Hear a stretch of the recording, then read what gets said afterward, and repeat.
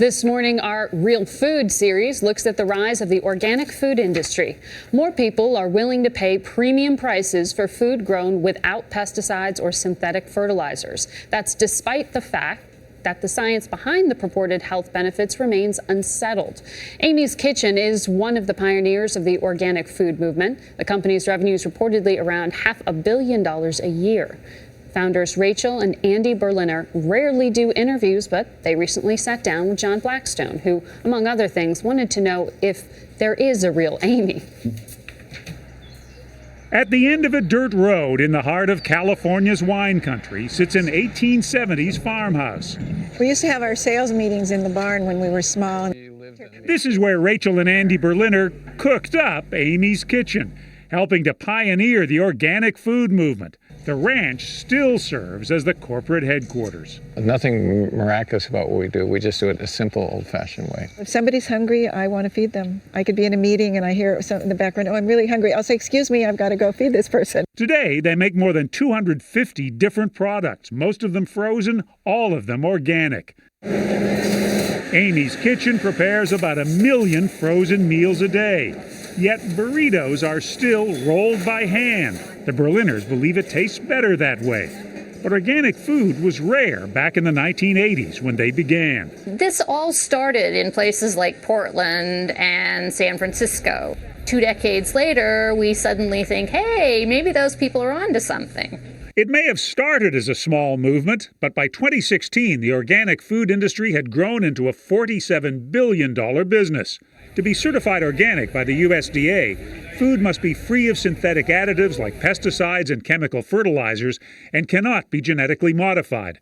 Final products must contain at least 95% organic ingredients. My parents had an organic garden in LA in the 50s, and they taught me to always eat healthy and to never eat things I couldn't pronounce. The first well here. Along with healthy eating, Andy and Rachel remembered to feed the soul. They met on a spiritual retreat in India. You're still kind of hippies at heart? Yeah. Well, he never was. But You were. I was. She was a real hippie. When Rachel was pregnant in 1987, they looked for organic food that was fast and easy.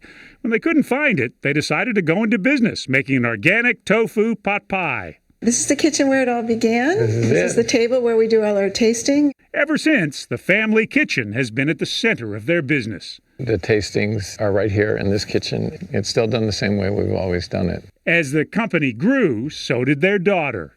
You are Amy. Yes, I am Amy. Amy is well aware her parents' legacy is in her hands. There has to be a big temptation to just cash in. It's a huge company. You've had offers. Just sell it and not worry about working another day in your life. Yeah, we could just sell the company and be multi-millionaires. But the reality is, this is something my parents have always taught me, is that happiness does not come from money. Happiness comes from meaning and purpose. While they've never spent a dime on advertising, their brand has become a fan favorite on social media.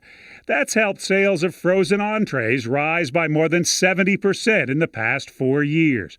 And with the appetite for organic growing, in 2015 they opened their first fast food vegetarian drive-thru.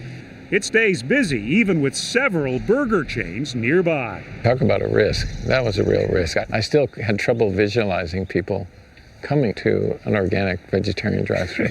And they just... I think many people would. And they were lined up around the block when we opened. So you've been in the right place at the right time. Yeah, we've stumbled well.